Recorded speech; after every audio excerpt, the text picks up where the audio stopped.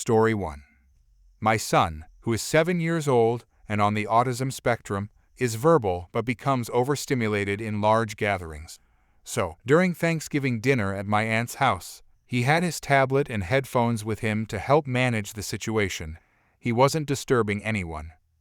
Then my aunt, who is in her 60s, suddenly spoke loud enough for everyone at the table to hear, saying, "He shouldn't be on screens during family time.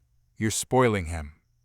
I responded politely, "He's doing what helps him feel safe. This is a lot of noise for him." She scoffed and said, "Back in my day, we didn't coddle bad behavior. What he needs is a proper spanking." I stood up and said, "Back in your day, children like my son were either institutionalized or mistreated for being different. We're not doing that anymore." She yelled at me, accusing me of disrespecting my elders, and claimed I was raising a brat. At that point, I gathered our things, packed up my son, and left the house. Later on, my cousin texted me to say that my aunt had cried after we left because no one defended her. Entitlement isn't just about being impolite, it's the belief that outdated views somehow outweigh another person's lived experience. Story 2. Before I get into the story, I want to give some context and describe the setting where this took place. I'm not quite sure how to describe the setting because I don't think it exists in other countries, but I'll try my best.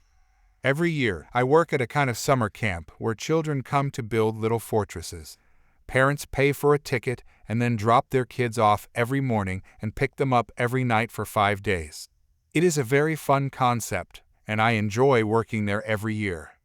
At the start of the week, the kids divide into groups of about 20 children and 3 adults who watch over them. As the adults, it is our task to supervise the kids, help them, and make sure they go home to their parents every night. I work with the younger children, who are about 5 to 7 years old, so they need a lot of supervision.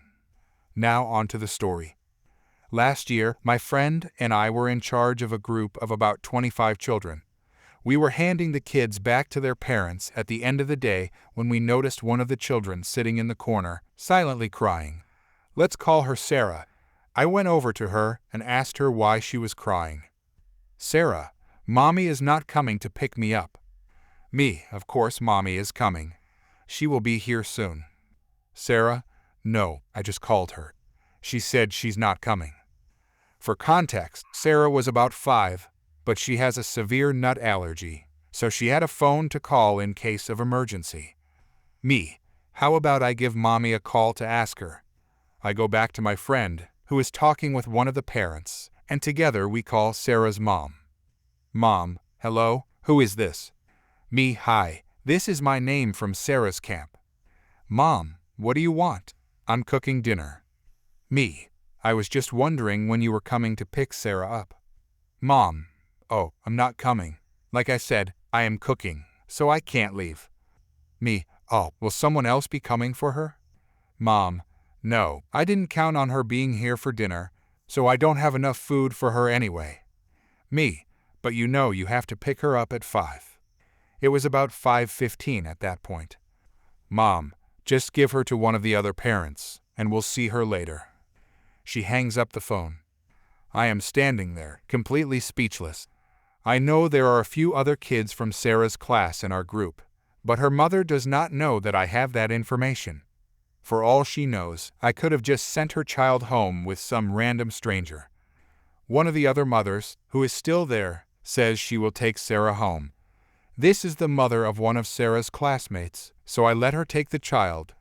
As she leaves, she tells Sarah that they will have to stop by the store to get some extra food so she can join them for dinner. This strange situation left me shocked. Sarah's mom just let me send her child home with someone else, and because she didn't prepare enough food for her own daughter, another parent had to go out of their way to accommodate her. Anyway, I have a ton of weird stories from this camp that I might post at some point. Story 3. Today, I visited Disney for the first time since I was 9 years old. It was a super fun day, although the line seemed longer than I remembered. Maybe it just felt different because I was so excited back then. My friend and I stumbled upon the single-rider lanes, which had shorter wait times. Since we didn't mind riding separately, we decided to take advantage of them. While we were waiting in line, a family of four, a mom, dad, and two daughters, suddenly walked right through the middle of the line, holding hands as if they belonged there. Several people around us were visibly upset and started questioning what they were doing. The mom claimed they had forgotten something on the ride. They made their way to the section where the single riders, people with expedited access passes, and the regular line all merged into the same area. It became clear to everyone in the single rider line that they weren't retrieving anything, they were just trying to jump ahead. One of the women behind me even shouted, "What exactly did you forget?" By this point, everyone was frustrated, realizing the mom was just trying to get on the ride with her kids without waiting like the rest of us. The family ended up in the pre-ride movie area before my friend and I did, and we were stunned that no one had reported them to the staff yet. Meanwhile, all the single riders were bonding over this shared experience of witnessing such audacious entitlement. When my friend and I finally got into the pre-ride area, I decided to let one of the staff members know what had happened. I described the family and explained what they had done. Unfortunately, the staff member said there wasn't much he could do since they were already close to boarding. When we reached the car boarding line, there they were, the mom and her two kids, as bold as ever. I flagged down another employee and explained the situation again. She assured me she would inform someone, but then walked off in the opposite direction of the ride operators, leaving me skeptical. At that moment, one of the kids ran over to a man standing directly behind my friend and me, tugged on his arm, and said, "Come on, Dad." It turned out the dad had hung back, probably because he overheard the complaints and didn't want to join in the charade. He stood there, visibly ashamed, letting others pass in front of him while his family inched closer to the front of the line. By now, everyone in the line had had enough. People started speaking louder, voicing their frustration for the family to hear. "What kind of example is this to set for your kids?" someone asked. Others chimed in with similar sentiments. "Why do they think they're special? Everyone here is waiting just like them." The mom kept moving forward, unfazed, while the dad stayed behind, avoiding eye contact and looking utterly humiliated. At this point, I decided I couldn't just stand by any longer. I turned to the people ahead of me and asked if they'd mind letting me pass so I could alert the ride operators. Everyone was on board with the idea and happily stepped aside to let me through. As I approached, the mom was blocking the walkway because her family was next in line to board. I gently tapped her on the side and said, "Excuse me," while making direct eye contact. She slid over without saying a word, but the look on her face made it clear she wasn't happy. I walked up to the ride operator and explained, "This lady and her two children cut through the entire line via the single rider lane. They claimed they forgot something, but it was just an excuse. You can ask anyone here, they'll back me up." The mom gave me a glare so intense it could have frozen water, but I ignored her and returned to my friend. Moments later, another woman from the line stepped up to the operator to corroborate my story. At this point, the mom started protesting, claiming that we were both lying. Her defense didn't hold up for long, though, because the rest of the line erupted in agreement, shouting out what they'd witnessed and refusing to let her get away with it. The ride operators didn't hesitate after that. They escorted the family out through a side door, effectively removing them from the ride altogether. As they left, the entire line broke out into applause. It was a small victory for fairness and a reminder that entitlement doesn't always win the day. After everything settled down, my friend and I finally boarded the ride, along with the other single riders who had patiently waited their turn. The ride itself was fantastic, definitely worth the wait. But honestly, the most memorable part of the day wasn't the attraction. It was seeing a group of strangers band together to stand up for what was right. By the end of the day, my friend and I couldn't stop laughing and recounting the whole ordeal. We'd gone to Disney expecting fun rides and magical experiences, but instead, we left with an unforgettable story about courage, justice, and a little bit of drama to spice things up. Story 4. Okay, so this happened about 2 years ago. My great-grandmother's sister is the sweetest woman, just like my great-grandmother was. My family doesn't get the chance to visit her often because we move around a lot, but we try to stop by whenever we can. My dad especially makes an effort to visit, as they get along really well, and she's getting older, so he worries about her. Anyway, 2 years ago during a visit, she told my parents that she needed legal advice. My dad is a police officer, and my mother is a lawyer, so it's not unusual for friends or family to ask them questions if they're having issues with something. I, being the curious eavesdropper I am, listened in because we were in the same room. And honestly, the game show Wheel of Fortune can only hold my attention for so long. You see, there's this very old, very nice cemetery in the city where most of my family lives. I can't claim to know much about how cemetery arrangements work, but I do know that the space is limited, and the spots are both expensive and few. Most of them are already reserved.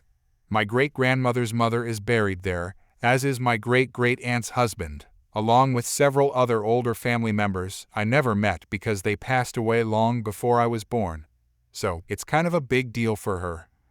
Well, the estranged niece who, by the way, is not from my great-great-aunt's side of the family, my side, but from her husband's side, wanted the grave site for her father, who was her brother-in-law. He wasn't doing well at the time, and was apparently expected to pass away soon, so the niece was helping with the funeral arrangements. First, she got in contact with my great-great-aunt to find out where her husband was buried, so that his brother could be laid to rest next to him. My aunt, being the kind person she is, was obviously sympathetic and told the niece where the cemetery was. However, she apologized and explained that the sites were expensive, and the only spot left next to her late husband was the one she had already reserved for herself. My aunt told the niece that she would try to help pay a portion of the cost if they wanted to bury him in the same cemetery. The niece said she would think about it and then hung up. That seemed normal and innocent enough. Well, it turns out that not even a week later, my aunt got a call from the groundskeeper asking if she was transferring the deed to her grave to someone else. Naturally, she was surprised, as she had made no such arrangements and had no idea what he was talking about. It turns out the niece had contacted the cemetery and tried to tell them that my aunt wanted her brother-in-law buried in her grave. Obviously, this didn't go through and raised some major red flags. The groundskeeper, or whatever the cemetery staff are officially called, reached out to my aunt to confirm if she truly wanted someone else buried in the plot she had reserved for herself. Grim topic, I know, but she had reserved that gravesite for years. Of course, my aunt said absolutely not, and made it clear that under no circumstances should anyone else be buried in her gravesite. She then called the niece back to ask what on earth she thought she was doing. The niece had the nerve to say that my aunt agreed to help them arrange a grave. My aunt clarified that she only offered to help pay a small portion of the cost, not give up her own burial plot. She explained she didn't have much money to spare as she was elderly and retired, and that there were no more unreserved spots left in that section of the cemetery. If she gave up her spot, she wouldn't be able to be buried with her family and her late husband when her time came, something that meant a lot to her. Well, the niece did not take the refusal well at all. She became very upset and began harassing my poor aunt over it along with some of her in-laws and siblings. I don't know every detail of what went on behind the scenes, but I do know they actually flew all the way from up north to visit my aunt, just to try and emotionally pressure her and even attempt to trick her into signing paperwork that would give them the gravesite. That's why my aunt reached out to my parents for legal advice. She wasn't only concerned about the possibility of them somehow managing to bury the brother-in-law in her reserved grave without her consent, she was also very worried about how to protect herself from being taken advantage of. You see, while my aunt is my great-grandmother's younger sister, she's still almost 90 years old, and her memory isn't what it used to be. She doesn't have anything as serious as Alzheimer's disease or dementia, at least not as far as anyone knows, but she does experience memory issues, and some days are worse than others. She was genuinely scared that the niece would show up on one of her off days and trick her into signing something she didn't understand, something that would legally give away her grave plot. When the niece had previously come over and was trying to emotionally manipulate her, my aunt asked what she was supposed to do when her own time came, especially since her will specifically stated that she would be buried in that very plot next to her husband. It turns out the niece not only expected my aunt to give up her grave, she didn't even plan on paying her back for it. She told my aunt, "Well, you bought that one. Can't you just buy another and change your will?" As if it were that simple. She even had the nerve to blame my aunt, saying it was her fault for having her husband buried in such an expensive cemetery, instead of somewhere cheaper or with more available space. This, despite the fact that it was actually in my aunt's husband's own will that he wanted to be buried there. He had chosen the location himself. Apparently, this situation had been ongoing for a while. That's why, by the time she spoke to my parents, it had already been more than a month since the niece and her family began pushing her. The brother-in-law was reportedly nearing the end of his life, and the pressure from his side of the family was growing more intense. My parents and aunt discussed various legal options at that point, most of which went completely over my head, and ways to make sure that even if she was tricked into signing something, it would be considered invalid. I don't know how those legal protections work exactly, but I do remember being stunned by how serious and manipulative the whole situation had become. Thankfully, my aunt still has her grave, and the brother-in-law was eventually buried somewhere else. She also ended up cutting off contact with her late husband's family entirely. After everything they did, I really don't blame her. I do understand being upset over a loved one's passing and the desire to bury someone close to their family. That's totally normal. But who tries to scam and steal a burial plot from a nearly 90-year-old woman just because she's not using it yet? Yes, those were actual things the niece said, according to what my aunt shared with my parents. Story 5. I just came inside from this confrontation, although apparently it started months ago, and I just didn't know it. Now I moved to this neighborhood about a year and a half ago. It was bigger than my old place, so I wanted a few more pieces of furniture and also wanted to swap out a few pieces. I am too cheap to buy new for the most part. Soft furnishings too big to go in the washing machine are the only things I usually buy new, so I upcycle and refinish most of my furniture. I do this mostly in my garage, but any spraying I do in the front yard on the mulch. Most of the neighbors had stopped at some point to welcome me or talk about my projects. A few had asked if I took orders. I told them I do, and at a pretty low cost because I don't do professional quality, but it would have to wait a little bit as I wanted to finish my personal projects first. One of the neighbors who asked was the neighbor lady, Karen, across the street. When I gave her my answer, she sort of sniffed and said fine. This was almost a year ago. A few months ago was the yearly large trash pickup, where you can put almost anything on the curb and the city will take it to the dump for you. It's a great time to pick up new pieces. Karen had a pile of actually trashed items out, but as I was working in the garage, I saw her lug a consolatory table to the curb. It looked beat up, but not broken, and it was one of the pieces I was actually looking for. I headed over. It was pretty beat up as suspected. The finish was scratched to hell. A pet had chewed one of the legs, but it was a solid piece, so I asked if I could have it. Karen said of course, so I got my dolly and stashed in my garage. It sat in the garage for a few months, but last weekend I decided to work on it. I sand down and refinish most pieces, but after assessing the condition of the wood, I decided I was just going to paint this piece, as the patching for the damage would be too visible through a stain. I striped and sanded the piece down and fixed the damage. Today I got it out and painted it in the front yard. It's a navy color, and I'm pretty happy with how it's going to turn out. Just as I was finishing putting away all the tools and paint, Karen came marching across the street. I thought she would just admire it, as people like seeing their old trash transformed. But instead she said, "I've decided that I don't want to give you this table, so I'm going to come get it when it's done drying." "No," I said, "you gave it to me. It's mine and I've put in a fair amount of time and money to refinish it."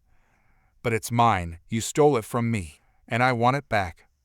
"No, it's now mine. If you want it back it will be $150. But it's trash now. You ruined it. I thought you were going to refinish it. Then why do you want it back? Plus, I like it like this. Any other refinishing would have taken too long and cost too much. Fine, if you want to keep it, I'll take $200 for it, so I can buy a new one. No, you said I could take it from your trash pile. I even asked you before taking it. It's mine now. I'll just come take it while you sleep. For context, I usually leave pieces in the yard overnight to dry. Fine, I guess I'll just take it inside now. I then grabbed the leg of the table and proceeded to drag it into the garage. Karen reached out to stop me, but recoiled once she realized it was still wet. I pulled it in and waved at her with my now paint-covered hand as the door closed. It was a bit petty, and my hand is covered in paint, spray paint, so it doesn't come off easily, and I'll have to redo the leg, but it was worth the look on her face. Thinking back as I type this, I think this might have been her plan all along, get me to take it, refinish it, and demand it back. I normally would have charged like $30/$40 to refinish something like that, but because she tried to trick me, the price more than tripled, and she ended up with nothing. Of course, she still is my neighbor. I'm sure I'll have more fun with her in the future. Story 6. So this is the story of Midnight, the barn cat, the entitled child, and the entitled parent. As a warning, there is mention of blood. If you don't want to read it, please don't. This was one of the stories I wanted to post, but was unsure of where to post it. An uncle of mine reminded me about this story, so here we go. Cast: Uncle Bobby, managed the horse barn, myself, Midnight, demon cat, entitled child, and entitled mom. To set the stage for this story, I'll describe a bit of the property I grew up on. We rented horse stalls and pasture spots to people who wanted to board their horses with us. We taught lessons and hosted a few events as well on the property. There were a few signs on the property that said, "Never bother the barn cats." To describe most of our barn cats, they are hunters. These are not the friendly house cats I have today. These are feral cats we reached an understanding with. These cats live in the barn, get access to clean water, and can hunt to their heart's content. With the grain silos, the hay barn, and the gardens, we had an abundance of rodents. If one of them gets hurt where we could actually get close enough to catch the feline and take it to the vet, we'd get them fixed and vaccinated. In order for the people they lived alongside to get close, these cats had to be knocking on death's door. There were several barn cats that lived on the property, and they all had names and a rank. Birdie was a brown tabby who enjoyed hunting birds more than he liked hunting mice and rats. Fine with us, he kept the pigeons and other annoying birds from nesting in the rafters and pooping all over the hay. He was a level 2. The ranks went from 1 to 10, and only 2 cats have ever hit rank 10, Midnight and Killer. Midnight is the main focus of this story, so let's get right on into it. She, like many of the barn cats, seemed to appear overnight as a new face in the barn's day-to-day life. People would abandon cats near the property. Some we could rehome, but not Midnight. This was not the type of cat you picked up and hugged. I need to stress that so much. Midnight was beautiful with medium-length black fur and the prettiest blue eyes you can imagine. Again, this was not a cat able to be held and coddled. When I was around 9 years old, I witnessed one of the new dogs my brother had adopted chase after this cat. Midnight ran, flipped herself onto her back, and then the dog was on her. I ran towards the pair, very worried for Midnight. This was our top hunter of all types of vermin. When I reached the pair, there was blood all over the place, and I thought for sure Midnight was gone. Then she shot out from the other side of the dog, bounded up to the top of the hay pile, and started to lick her foreleg. I looked at the dog again, a large Mastiff Lab, mutt who was shaking where he stood. He was completely shredded. He needed 197 stitches to put himself together again, and he never even barked at another cat so long as he lived. Midnight was fine. She was fine when she killed a coyote. She was fine when she fought a small flock of crows. She was fine when a group of ravens attacked her. This cat could be there 1 second and gone the next. She was quick, clever, and knew every hiding spot in the entire barn. She could jump in and out of horse stalls with ease and balance on the beams above the stalls. She dealt with threats to her safety with knowledge that was far too clever for a cat sometimes. Well, as many people do, one girl decided to ignore the warnings given verbally and the written signs. She was 13 years old, and she and her mother both boarded their horses with us. She knew better than us because she had taken in a stray kitten, and it was friendly towards her. She knew how to tame Midnight too. I, a 14-year-old now, tried to repeatedly tell her to not try and pet Midnight. She and her mother repeatedly tried to catch Midnight, to take her home and give her a better place to live, and they repeatedly failed. Until one faithful day that I think Midnight decided enough was enough. She had been chased around by this pair for over 2 weeks, despite the repeated warnings from myself, my brothers, and my Uncle Bobby. They went into the barn to get their water bottles filled for a trail ride, and then we heard a horrible scream, followed by another horrible scream, and then the two voices kept screaming. I had dismounted at the first scream and ran into the barn to see what had happened and found the pair on their knees. The water bottles were forgotten, and they were both holding their hands as blood welled out between their fingers. I asked what happened, and the daughter screamed at me that she'd just tried to pet Midnight. It wasn't anything bad, she just wanted to pet her. Well, I had to deal with the pair and took them to get their hands bandaged. I was curious how bad the cuts were to cause so much blood. After rinsing off their hands under cold water, I got to see why they were crying so hard. On the child's hand, I could see muscle and bone in the middle of her palm. The mother's hand was no better. I cleaned them, disinfected them, and then Uncle Bobby did a basic wrap on both of them. The mother drove her daughter off to the emergency room after cursing at us for having such a cat in the barn. We reviewed the barn tape and saw what happened. The two went in to fill up their water bottles and then spotted Midnight stalking a mouse in the straw of a stall. The mother and daughter went into the stall and the mother closed most of the gate, blocking the rest with her body. She waved her daughter on to go get Midnight, who had turned to look at them, mouse forgotten. She hissed at the pair and lashed her tail. Usually, if she gets locked in a stall, Midnight will just jump up the back wall and to the loft to get away. Not this time. The girl did not go slow. She rushed at Midnight to try and pet her, and Midnight curled around her arm for a blurry moment on the video, and then went to the same corner. The mother rushed forward to kick at Midnight, and up her leg, Midnight went. She swatted at her, and again, Midnight went for the hand. She swung herself up, and then out the stall via the feeder. The mother charged after the cat with her daughter, both running after the cat. I had seen Midnight bait predators before, and that's just what she did here.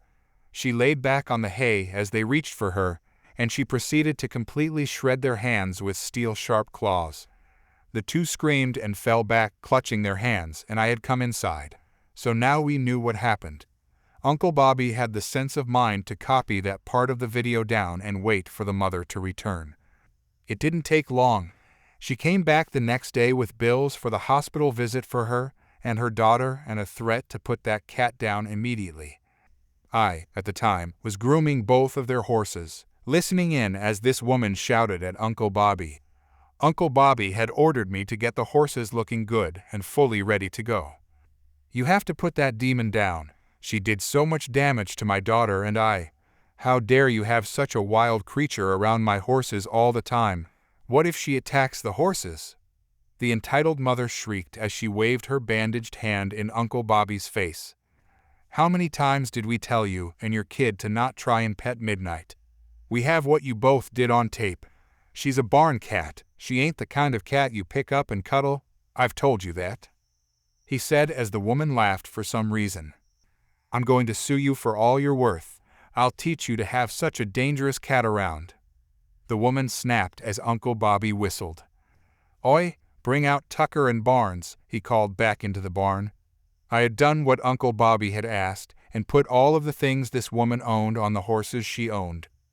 The saddles, the tack, everything was on the horses. "What are you doing with my horses?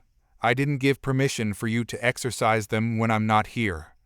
The woman snapped as I led both the horses out. "We aren't exercising them. We're turning them over to you. Your stall rental is over since you decided to sue us. Here, we can't have anything of yours on the property anymore." Uncle Bobby said, as calm as he took the leads from me and held them out to the woman. I could see the gears suddenly spinning in this woman's head. A lot of the stall rentals around us were easily double what we charged. Most didn't have access to the training grounds for free or care of horse included. That meant feeding, watering, cleaning the stalls, riding on the property elsewhere all cost extra, or you had to come out and do it for your horse every day. Let's be reasonable, Bobby. All you need to do to keep my business is to get rid of that cat, she snapped. Why would I get rid of something that's useful when I could get rid of dead weight? Take your horses, your gear, and get off of the property, he said calmly, looking at her with the look the family dubbed the good as dead look.